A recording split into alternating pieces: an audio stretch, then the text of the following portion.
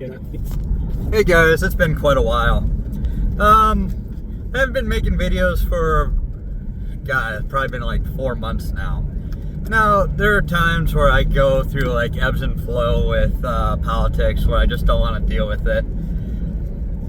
It's been a while since I talked about it, so I might as well talk about it again. The main reason I got into politics in the first place was because of what was going on in Ukraine. Now, I was pretty ignorant when I first started dealing with politics and like talking about it and, you know, just having general discussions. And I'm a lot better now, but I'm still not like really up to where I need to be for the kind of commentary I wanted to provide to you guys, especially since these videos are just, you know, on here, on my phone while I'm driving. They're not like high quality stuff. It's not, nothing I do is ever mind blowing. Basically.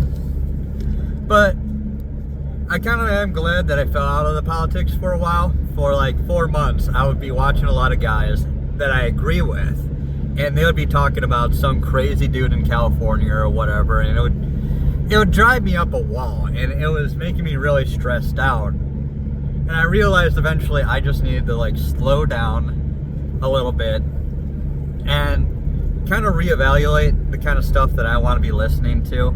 I still want to be dealing with politics and understanding and listening to videos, but there's certain like content creators out there that, God, I love them and I agree with them. It's just that a lot of the stuff, it's just so tense that it's not good for me to just always be angry all the time. Because I'll find myself like just yelling at my phone while I'm listening to some video, like trying to say like, oh, this dude, like, they want us all to die or something like that, you know?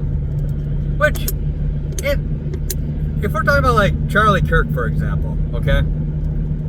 I fell out of politics for 4 months, and then I came back, and actually I did make a video on the Charlie Kirk assassination. And if you listen to a lot of people during that time, hell, even like guys like Jimmy Kimmel, for example, a lot of them were saying some absolutely horrific, despicable stuff.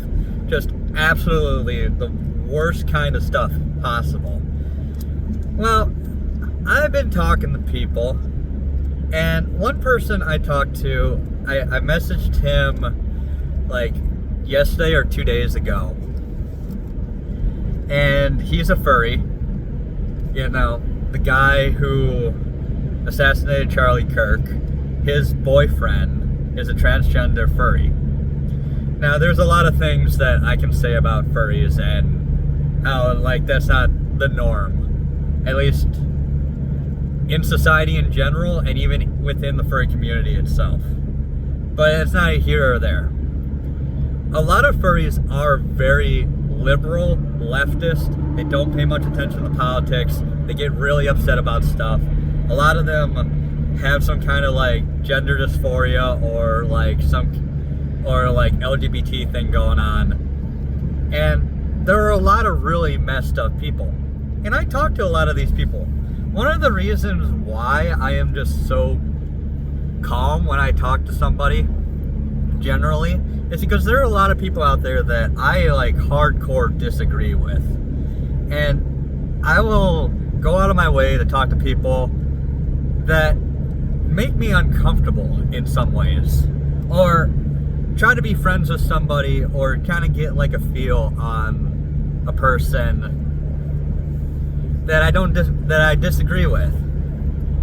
So there are a lot of furries that I talk to, and I know a lot about the furry community. Now, there's some stuff going around about the furry community that I don't necessarily agree with, and a lot of stuff I do agree with.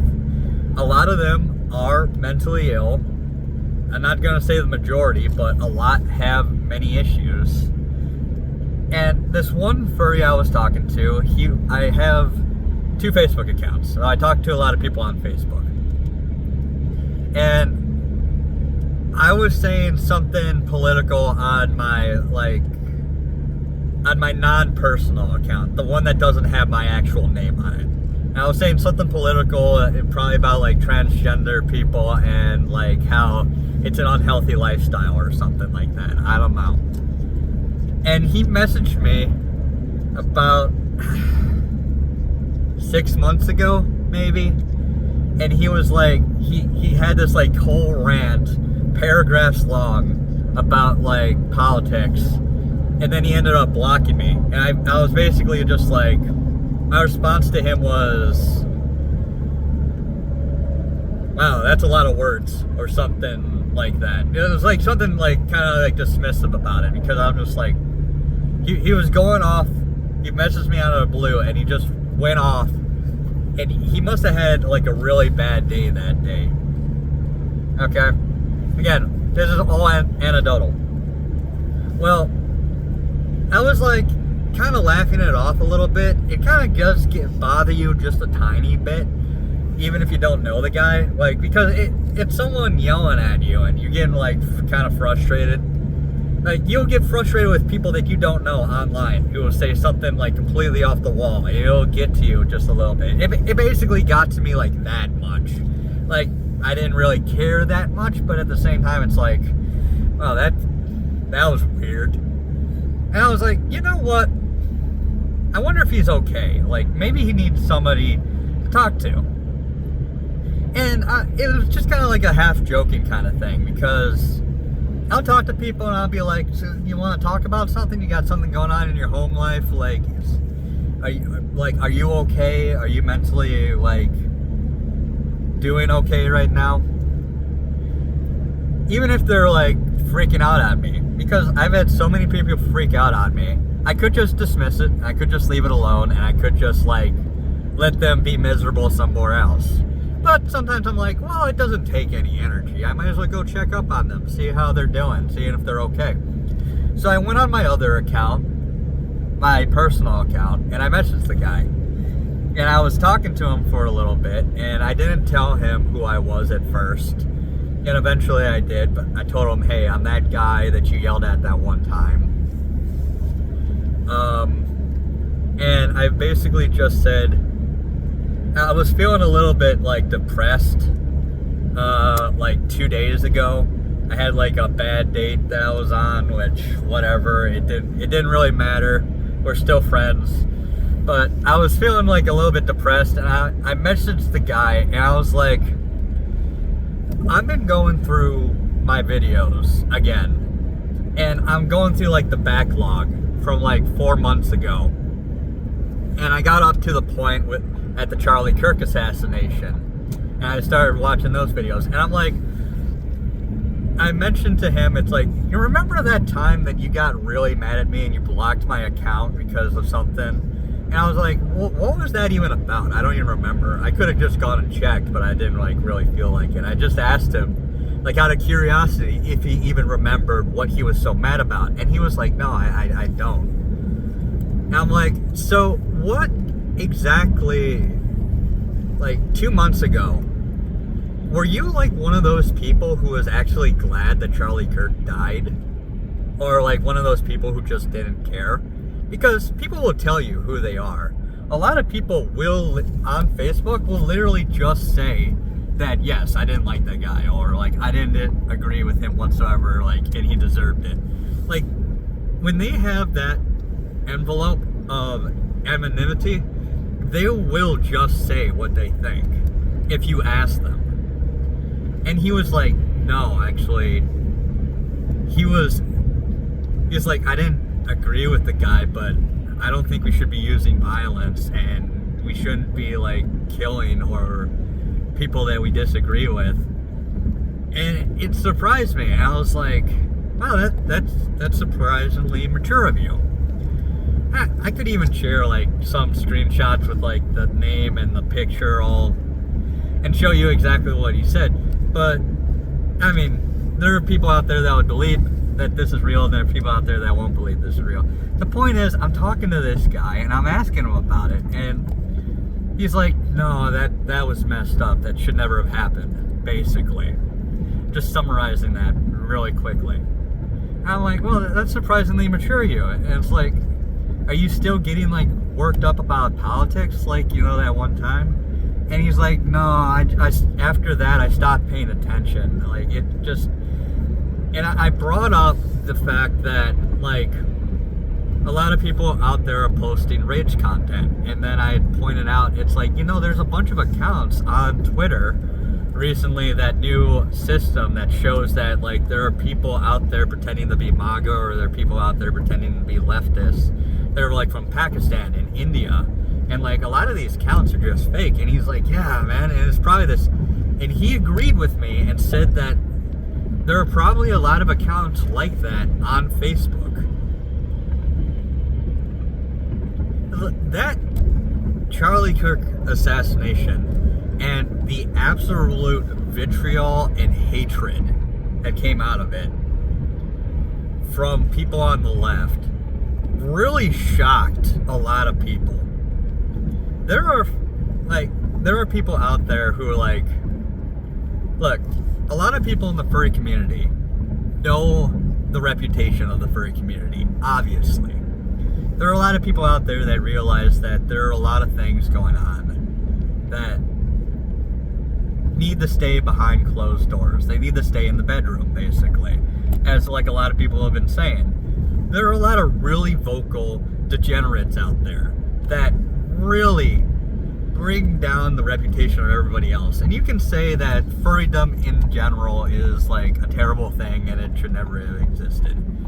Like, I have my own arguments for and against the furry community, and I can rightfully say that there are a lot of really messed up people out there. But for someone like Charlie Kirk to be assassinated, there is such a huge problem in our society that needs to be addressed. And a lot of people saw that assassination, and they saw the reaction from a lot of people on the left, celebrating, cheering, just asking for more and more people to be killed like that, because they believe that we're like the villains of the story, and that speech needs to be policed with bullets. That woke up so many people. And again, this is only one person that I'm talking to, anecdotally. Like, is not like that. Like, this is not like this huge groundbreaking thing. Like, I didn't convince, like, a major politician that, like, they have made the wrong choice in party or something like that. Because this guy, he's still a leftist. He still probably agrees with a lot of, like, the transgender stuff. But it made him think that, maybe I shouldn't be as involved in the political space, because it always just gets me mad and it leads to this kind of violence. And sometimes that's just what you gotta do. I'm not a professional, podcaster. I don't, come here every day and talk to you guys. I don't go online. I'm not like Charlie Kirk. I don't have my own business. I'm not, doing this to make money. I'm just doing this to talk and to, put my feelings out there. And I'll get, a dozen views, if that. And who knows if any of those views are even, real. A lot of them might just be bots. Who knows? But the point of that, what I'm saying is that I'm putting my thoughts in the words for other people to consume. And I want to be in the right headspace when I do that. And if I'm getting mad all the time, and I'm, freaking out, there's a certain level of anger that is completely justifiable. But you also have to keep in mind that as the temperature rises on a situation, and again, most of the violence, or 99% of it, may come from the left. That may be true. I'm not sure what the actual statistics are. Maybe it's 90%, maybe it's 80%, maybe it's 60% of the violence comes from the left. We know that a lot of it, the majority of it, definitely comes from the left. And it's not like we have to police our own speech, but we don't want to turn into those people that celebrate the death of innocent people like Charlie Kirk. We have to keep in mind that we need to be better than that. And if that means that I need to take a break for a while, then that's fine. Now, today I went in the work and I basically like did some volunteer work to help out around the place. I'm trying to kind of impress the boss, but I like had it's not it's a whole thing.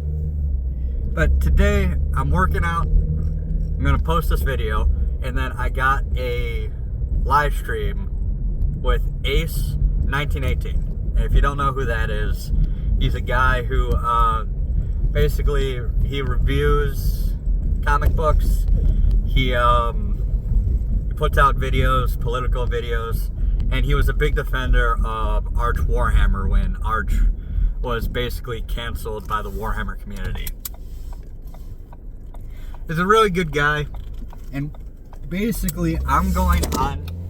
God, you guys have fallen down twice. I am so sorry about that. This video is my production quality impeccable as always. But anyways, I'm going on a stream with Ace 1918 because he challenged Dev, aka Short Fat Otaku, to a debate, and I told him, and like, hey, if he doesn't show up, I'll debate you. I'll do it instead. And basically what our debate is going to be is whether or not it's actually worth talking to Dev in the first place. And I'm just going to have him try to convince me that not only is a conversation with him necessary, or not only should we, but it is necessary.